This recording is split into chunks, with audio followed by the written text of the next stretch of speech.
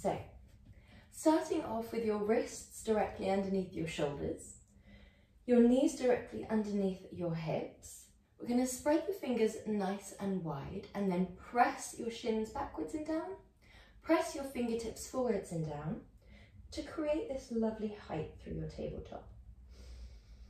Inhale, breathe in length. Exhale, tuck your tailbone down. Keep your abdominals pressed towards your spine and begin to draw this lovely rainbow with the spine, starting from the base, guiding all the way up towards the top of the back of the neck. From here, we're going to inhale, shine your tailbone towards the wall behind you, flow through the vertebrae until you come back into a perfect tabletop. Exhale, shine your tailbone down, round through the vertebrae. Focus on keeping that height through your tabletop. And then inhale, back to your tabletop. Well done. Last one, mobilizing through the spine, really lifting through the abdominals.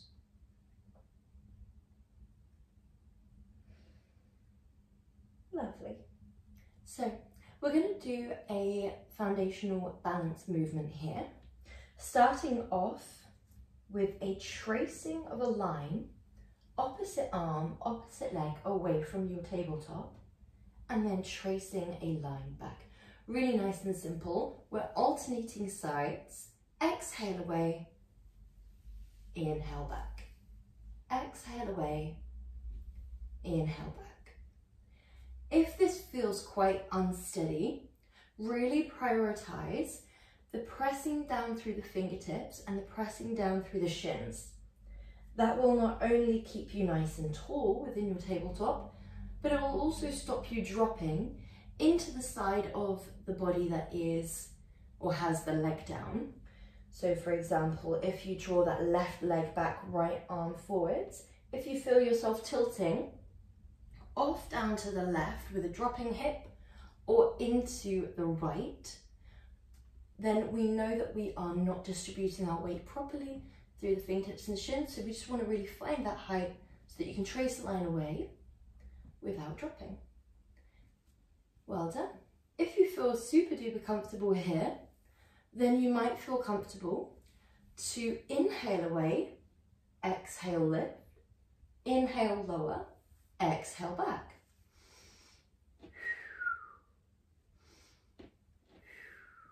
Good job. Inhale away, exhale lift, inhale lower, exhale back.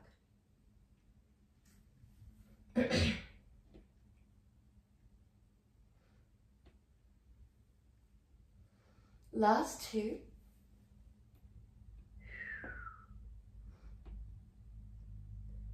Well done, last one. Before we combo our lovely cat stretch with this movement. So we're going to trace the line away, opposite arm, opposite leg. We lift. We exhale, crunch, rounding the spine. We reach, we lower, and we trace the line back. Now this one is really hard on the balance. So if you wobble, don't worry, take a few repetitions to get into the groove. So we're going to find that foundation. We trace a line away. We lift. We crunch. We reach. We lower and travel back. I would recommend exhaling away, inhaling to lift, exhaling to crunch, inhaling to reach, exhaling to lower, inhaling to come back. However, don't worry too much about the breath. There's quite a few breaths to remember and would rather prioritize still matching movement to breath, but it doesn't have to be perfect, but more thinking about the balance, thinking about the precision and control of your movement. So for example, when you move your arm forwards, you want that arm to be in line with your shoulder, nice and weightless, so you could take it away. Same with the leg, you could take that leg away and you'd be just as static. That tracing along is quite difficult to do without bearing weight down. We then test it by lifting. We test our balance by crunching in. We keep the arm and the leg in line with the shoulder and the hip. We reach, we lower, we trace the line back. This is the point where we recenter our weight back into both hands, both legs, before transferring onto the other side. Last one of these. Good. Well done. From here, we're going to walk our hands around a hand's width out in front and shift our weight into a half plank.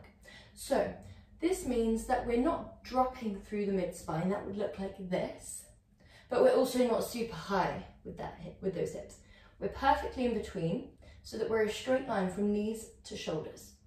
Okay, from here, we're going to inhale, lower your elbows right by the waist, and then press.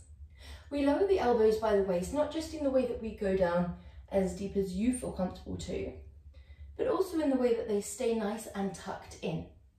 So we're not drawing the elbows wide to focus on the chest. We are instead focusing on the triceps at the top of the back of the arms. Good job.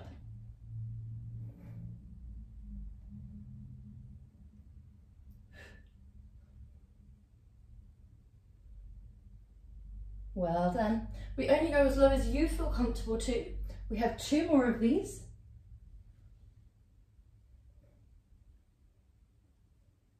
Well done, and then lower yourself down onto your tummy, which should feel nice and relaxing. Well done. Place your forearms into a nice stacked position. Inhale deeply, and then rest your forehead down. This movement is going to be your point and flex.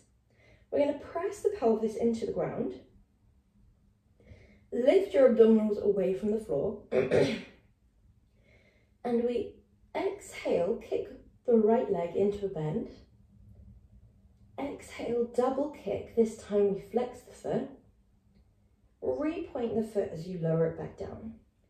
So in real time, that will be point, flex, point to lower. 1, 2, 3. Now the way that we're going to stop this movement of the upper body, where you move forwards with the legs, is pressing the pelvis down, lifting the abdominals up, and keeping the shoulder blades retracted, rib cage tucked up, everything switched on and engaged, including the pelvic floor.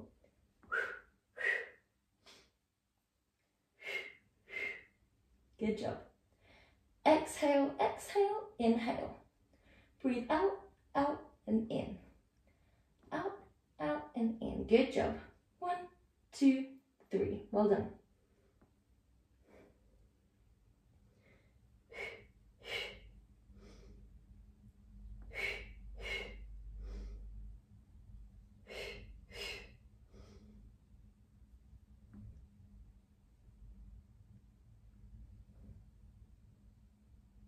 Well done, guys.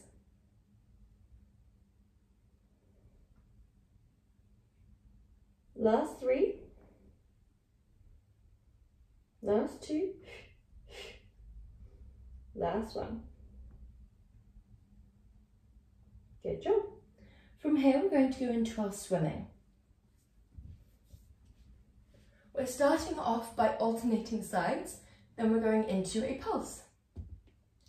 So the legs are long, the arms are going to come out in front and in line with your shoulders. The back of the neck is a neutral extension of the spine. We're going to exhale, drive, opposite arm, opposite leg away from the ground. Inhale, lower. So that's exhale, drive, alternating sides, inhale, lower. We're avoiding that leg flying off to the outside. We want to keep it in line with the hip joint, okay? When we're ready, press pelvis down, lift the abdominals up, draw the back of the neck into a neutral extension of your spine as you drive and lower. Drive and lower. Alternating sides. aim for length with the body. So imagine that you're holding a pen in your fingers and in your toes. You're trying to draw a line up a piece of paper and then back down again that is just out of reach.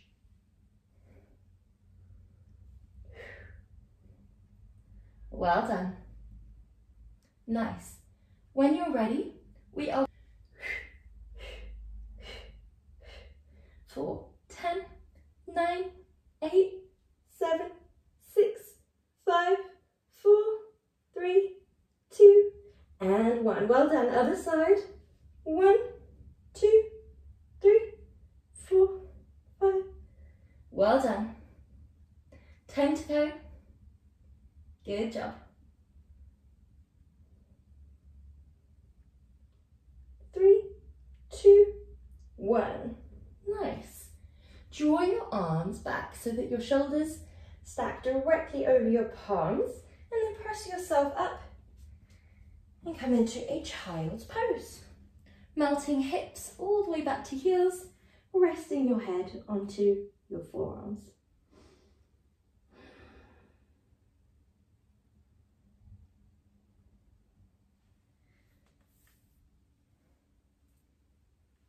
Well done. So from here we're going to come up into a downwards dog, and this movement here is a little bit of a combo. So we're going to lift one leg into three-legged dog. We're going to transition with that leg still lifted. We draw that leg in and then come back up, plant it down. So I'll show you that again. That's lift, transition with the leg lifted, hug that leg in, and then travel back up. Now, if that looks a bit too much for wrists, shoulders, knees even, then an alternative would be starting here, coming forwards, lifting one leg, traveling it in, traveling it back, lowering, then lifting. Just so you have that extra support, and you can also skip the transition altogether and just do 1, 2, 3. 1, 2, 3, like so. So do whatever feels right for you. We've got option 3, three-legged dog, travel forwards, mountain climb, travel back up, plant it down. Option 2, travel forwards from downwards dog, lift the leg, hug it in, travel back, lower it down, then relift.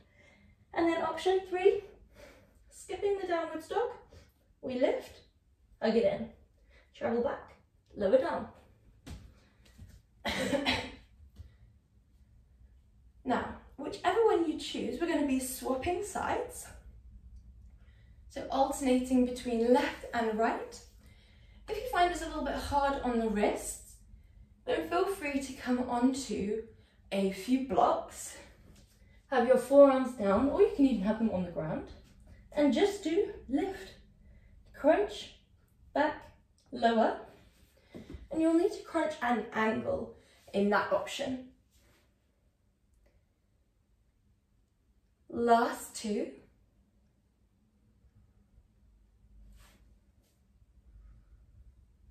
Well done. Last one.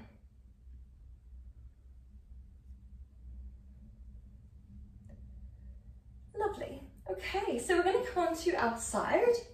So stacking our elbow underneath our shoulder. Forearm comes up perfectly straight. We'd like our hips stacked, yet we're prioritizing our straight spine. So from the tailbone to the top of the back of the neck, we're not dropping down like this. We're not arching forwards or craning forwards. Okay, your top leg is going to stand long. Your top arm is going to reach towards the sky, and we have the option to lift the hips if you like. Option 1, hips down, reach under, reach up, leg lifts, leg lowers. Option 2, reach under, reach up, leg lifts, leg lowers. Option 3, leg starts lifted, we reach under, reach up, leg lowers, leg lifts. Okay, so when we're ready, we exhale, reach under. Inhale, open. Exhale, lift that leg. Inhale, lower. Option 2, we have that foundation of both legs. We're really open through the chest. We're really pressing down through this base arm. Leg lifts, leg lowers. Option 3, we start lifted, rotate, open, lower down, lift it up. Think about wrapping your obliques around your body. So the muscles on the side of your tummy are as if you're wearing a really tight belt, really wrapping round. Your abdominals are lifting up and in, and your pelvic floor is lifted up and in as well. We would like all of these core muscles to be engaged around 30% of their maximum. This means that you can still take a really nourishing deep breath to avoid the muscles from fatiguing. Yet we are lifted enough here to support the lower back and the internal organs. Yet not so lifted that we can't take a really full and complete breath. Inhale in through the nose, exhale out through the mouth. Last one. Nice. Well done, dropping that leg. So from here, we're going to go into another side lying movement. We're going to drop our head towards our little bicep forearm pillow. We're going to draw this top leg out long. Dorsiflex that top leg. And if you feel like you're toppling backwards or forwards, then just take a moment, square off your hips, relift the muscles of the obliques, the abdominals, the pelvic floor, stack your shoulders, and then when you're ready, exhale, kick that leg forwards, point and travel back. Flex the foot, travel forwards, point, travel back. Now we're prioritizing quite a few things here. Stability is one. So we not only want to keep the shoulders and hips stacked, but we also want to keep that central spine perfectly static in the way that we are not extending as we kick back and flexing as we kick forwards, but also in the way that we are not dropping through that mid-spine. If you do drop through the mid-spine, it's a little bit more likely that the leg will travel forwards and down, backwards and up, and the same can happen if our hips start to unstack.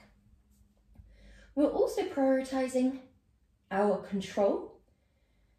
So we don't want to kick so hard that we don't really have control over that front part. We can allow an element of speed there. You can even take a second little exhale, but you want to feel that stretch all the way down through the hamstring and calf without really feeling it in the knees at all. So you know that you have this when you have control. If you fling it forwards as fast as you can, you might start to feel this pulling in the knee, which we don't really want. We can also allow that by keeping this little soft bend in the knee, yet a really nicely dorsiflexed foot. That's a really good way to target the hamstrings and calves without putting the knee in any danger. Good job. Well done. We're also prioritizing precision, keeping that leg in line with the hip joint. A lot easier said than done, especially when it's out of sight. Often we have this temptation to flick it upwards. Last one. Before we go into our clams. Okay, so for our clams, we have 4 options today. Option 1 is like this. The soles of your feet are aligned with your tailbone. Same principle for the upper body in all of these, which is exactly as we had before. Hips stacked, shoulders stacked, obliques lifted, nice straight spine. Option 2 is the exact same, but you are forwards with the legs. So your knees are, from a bird's eye view, aligned with your hips. Option 3 is shins lifted. Option 4 is shins lifted and heels clicked. And you can actually do these 2 options forwards, like so, or like so. It's a little bit more challenging if you go forwards. It's a little bit more of a glute focus It's harder on the balance, okay? So whenever you're feeling ready, find whatever position feels right for you. Lift the obliques, stack the shoulders, stack the hips, and exhale, drive up. Inhale, lower down. Your hand can be on this top hip. However, we are more prone to relaxing backwards if we do this. Your hand can be on the floor if you need more support. However, just be aware that we are more prone to folding forwards if we are in that position. So wherever you are, just prioritize shoulder stacking, hip stacking, straight spine. Good job. We can click the heels if we like. Nice, well done. You'll probably feel without me saying, but the clicking of the heels just targets a little bit more into the glutes.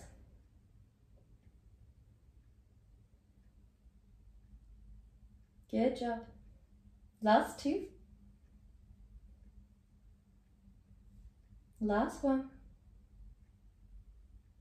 And dropping the legs down. Well done. We're going to come on to the other side whenever we're ready. Starting off with our reach unders, leg drops. Okay, whenever we're feeling ready. Starting off with your perfect positions, that could be here, or here, or here. We exhale, thread the needle through, and open. We'd like to make sure that our breath is guiding this movement in speed, but also in depth, meaning your exhale guides you under and draws you into that rotation. So you're not really forcing yourself past the point that your breath naturally takes you to. When you're breathing out, your torso is gently contracting and you're guiding under with it. As you breathe in, the inhale guides you up. We do, of course, have this pressure down through this arm and the reaching up of this arm, but it's mostly just the breath that's guiding you through this. You contract, we expand and open. That allows you to get really nice and deep into the abdominals, the core. You might travel with your head as well. You might follow that hand until around this point and then just look down. And then you might follow the hand as you come back through. Maybe you look up towards the sky. Maybe you follow instead wherever your heart space is shining towards. It will feel quite intuitive, whatever you do with the head. Just observe what feels right for you and then do that with intention.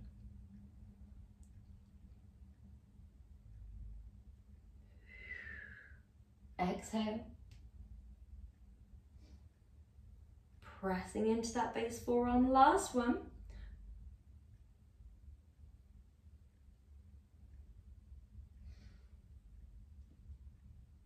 Okay, so we're going to come down. We have our two options, double kick or single kick. Base leg is bent, top leg is long. We lift the obliques, stack shoulders and hips. Hand can be down or on that top hip. We exhale to kick forwards, point and travel backwards. Option, if we like, to take a double kick. The double kick is where we kick as far as we can forwards and then push it a little bit past with that second exhale. We're going to dorsiflex as we kick forwards, point as we kick backwards. This can take a little while to get into the swing of it, so take a moment. There's a lot to think about here. We've got the stability, mostly of the upper body, but we do, of course, want to think about the stability of this base leg. So we have a nice wide surface area. So if you had, for example, that leg straight, this would be a lot harder. We also want to think about the precision, control of the kick, the alignment of the kick. So lots to think about. Moving with the breath. Good. We have two more here.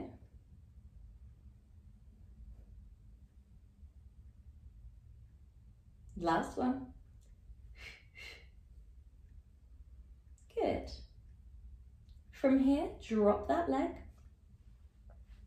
We're coming into our clams, and it's up to you whether you choose leg position 1, leg position 2, leg position 3, or leg position 4. So whenever we're feeling ready, we exhale, drive that top leg away. Inhale, drop that leg back down. We are lifting through the obliques, stacking through the hips, stacking through the shoulders. Think about those first few just being a little bit of a telltale of what's going on in the body. For example, if you lift that leg and you tip backwards, rather than just sticking with it and trying to monitor that toppling backwards, maybe we come down, we start again, we stack, lift, straight spine, and lift through the pelvic floor, core, and obliques. Rather than trying to sort of compensate when we do notice a toppling in either direction, we instead like to resolve it. Sorry. Had that chesty cough that's going around. We like to resolve it with our positioning and our activation. Good job. Wherever we are, whichever position, we would like to feel it in the abductors, but in some of the positions we will have a little bit more of a glute focus, some a little bit more hip or thigh. So just observe where you can feel it. Observe where you're switched on and activated. Last 2. Lovely, well done. Then we're going to roll onto our back. So from here, we're going to go into our bridges first of all. We're going to be taking a nice simple bridge march or bridge extension. So this means arms are down by our side. We're not doing sequential bridges to start off with. We're doing more of a pulsing bridge up. So your feet are a foot's distance away from your glutes, meaning you're just out of reach. Your knees are around fists distance away from one another. You can check that visually, or you can reach up. Do a little ab exercise. From there, we're going to scoop our tailbone forwards and up. So it will go like so. From there, we have 2 options. Option 1 would be a lifting of one leg, a planting of that leg down, dropping out of your bridge, then coming up to do it on the other side. Option 2 would be an extension of the leg, a dropping of the leg, a dropping of the hips, and then a lifting to do it on the other side. Okay, so whenever we are ready, the breath is nice and simple here. Arms are down, shoulders down and away from your ears. We're aiming for length from the shoulders to the knees as we drive forwards and up and hold. We extend or march. We lower back and down, and then we inhale, come down. So it's exhale, inhale, exhale, inhale, like so. Nice and simple. Drive forwards and up. Inhale, exhale, inhale, exhale. Now, carry on there at your own pace and think about a few things. For one, if there were 2 car headlights, one on each hip, when you drive forwards and up, they should hopefully be shining directly up towards the sky. When you then lift one leg, whether you're doing the march or the extension, we should find that those 2 car headlights are perfectly still. They haven't moved at all. If you're finding both of these a little bit too challenging, rather than lifting the whole leg, then you can just opt to do a heel raise. The same thing applies. If you lift that leg and you notice a wobbling of the hips, then take it really slow. The heel raise can be quite challenging, especially because there's nerves in the feet which can wobble you a little bit. So just think about really placing the weight down through this stable leg, and then you're completely weightless through that lifting heel, or as weightless as you can be. Whichever variation we're in, the shoulders are really far down away from your ears. There's equal distance between each ear and each shoulder.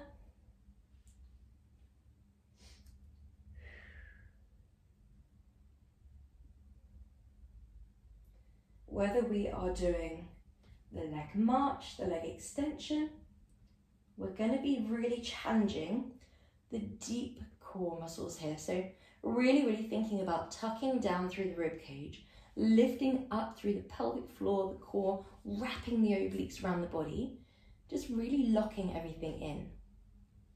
This will protect the internal organs, it will protect the lower back, and it will make sure that we're not going through the motions. It becomes a real abdominal movement when we consciously engage the abdominals.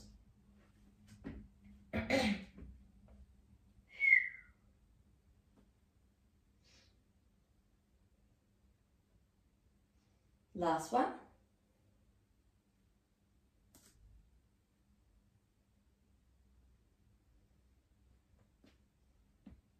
Sending your legs long, sending your arms back. Imagine that you are the rope in a tug of war. Well done. Good. So from here, we're going to go into our next movement. Really lovely slow one here. So the fingertips are by your temples.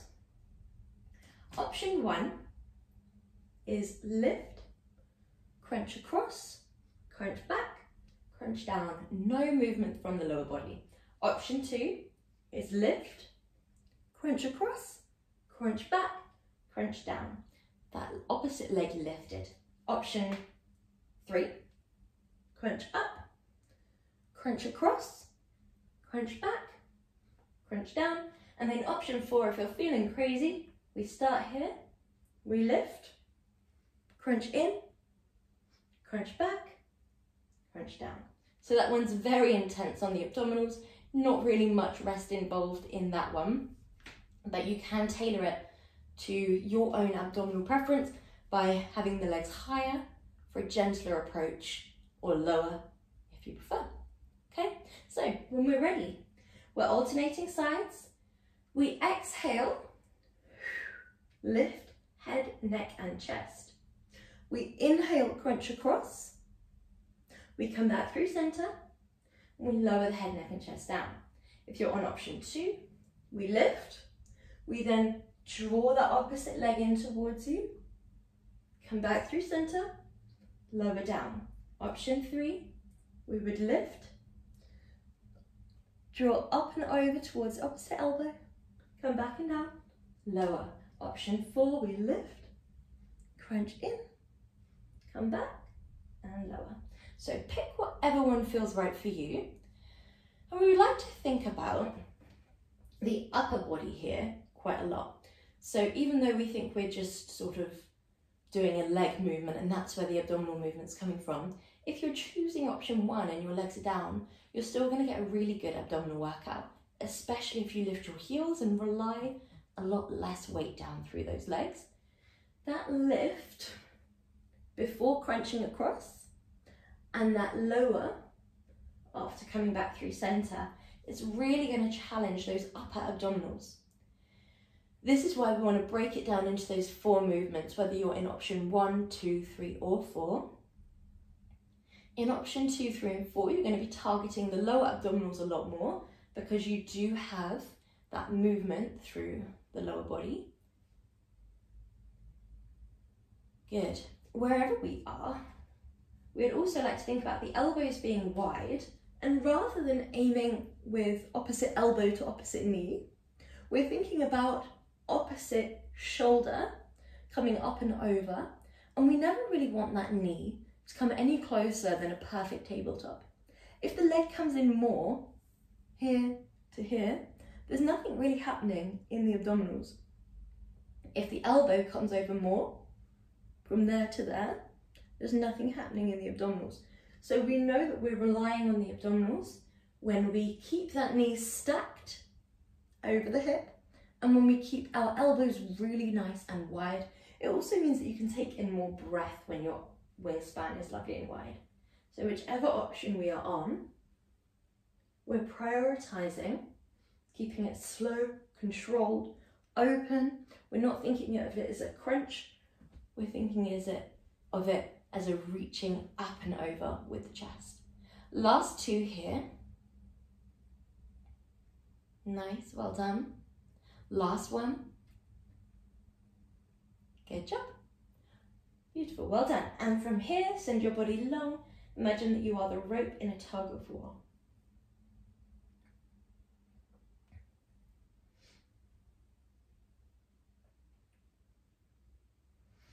So we have a bit of a gentler one here.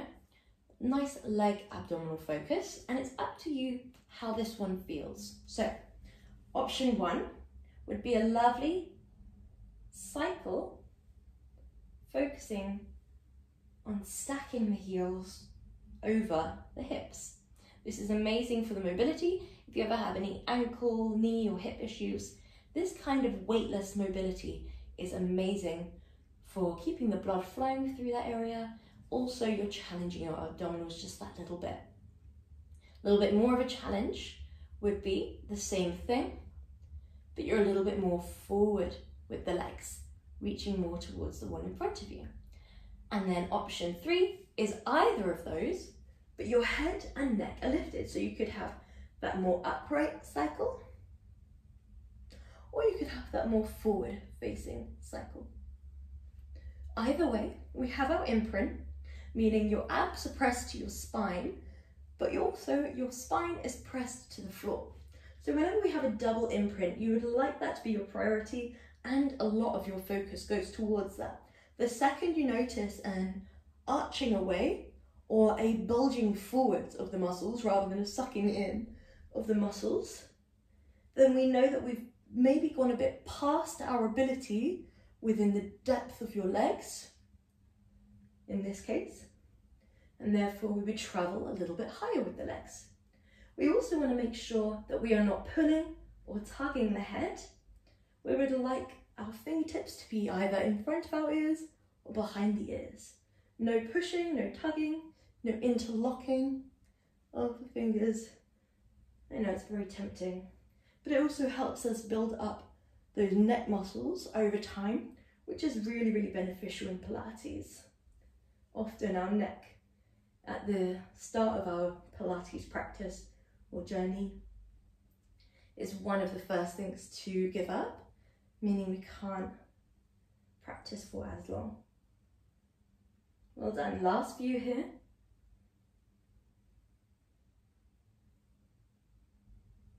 Well done, nice, and hug your legs in. Rock your legs side to side. Well done. And then send your legs up towards the sky. Draw an external rotation with your legs from the hip joints, meaning your soles of your feet, where they were shining forwards, they've come in to shine towards one another just a little bit. Your arms are down by your side, and your legs are going to draw half a circle.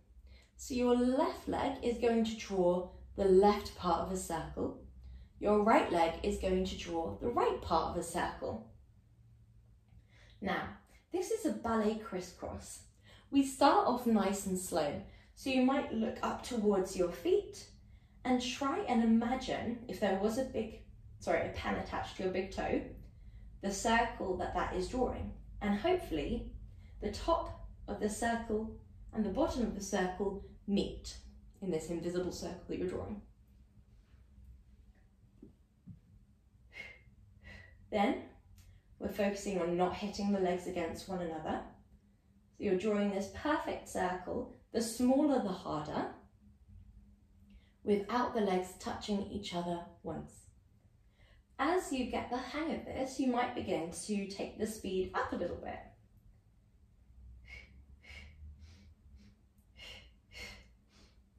The breath might change as the speed increases. Rather than exhale, inhale, it might become exhale, exhale, inhale, inhale. And it doesn't have to be that staccato. It can be more of a continuous. It's up to you. Take your time, make it work for you. As long as you're breathing, nourishing the muscles. Last 3, 2, 1. Well done. Good job. Okay, so from here we're going into our single leg stretch. So we're starting off with your legs hugging in. And this will be our last movement. We're going to draw our legs into this tabletop position. Draw your chest nice and high, back of the neck lovely and long. Hand comes to the inner left thigh, outer left shin. And we exhale, come out of screen. We exhale, flex, point, travel back. Flex away, point, travel back. If that's a little bit much for today, just drop your your arms down, and we do the exact same thing with the legs. Tabletop, flex away, point, tabletop. Flex away, point, tabletop. Now we do want to break this down into these movements. So we're not just going through the motions. We are focusing on a tabletop. This is great for your abdominals. Then reaching, creating that lovely sensation of stretch. We then point, travel back, flex, press away, point, travel back. If we do have the hands involved, it's inner thigh, outer shin. Your hand naturally travels down that outer shin. Good job. Really nice job, guys. The shoulders are down and away from your ears.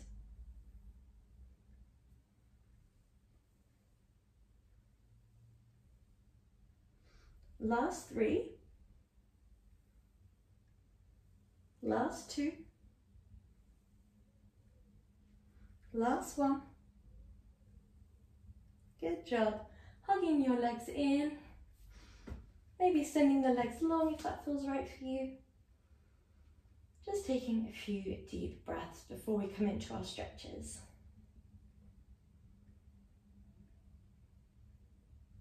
Well done. Draw your arms down by your side. Legs come into a bend. We're just rocking the legs side to side.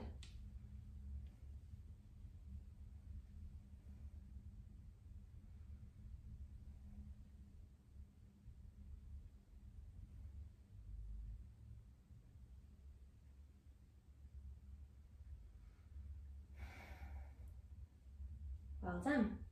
From there, left leg sends up towards the sky and we hug it in.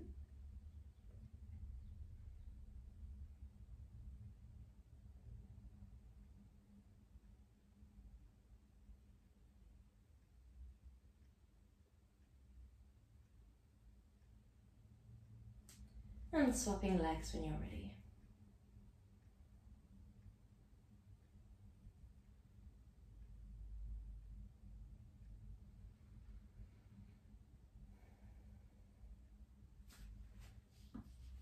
Well done.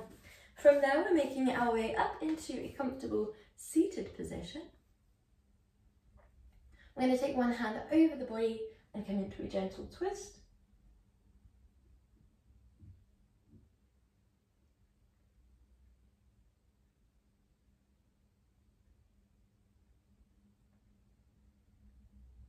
And other side.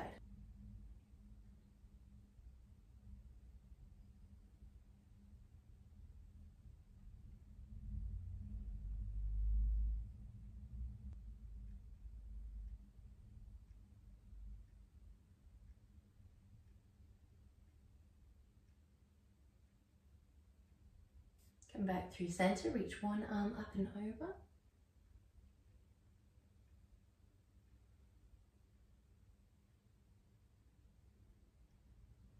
And other side.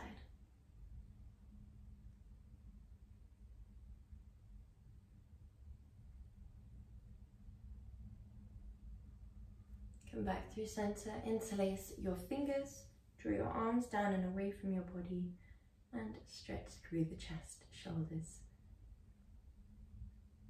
Well done. You are all done.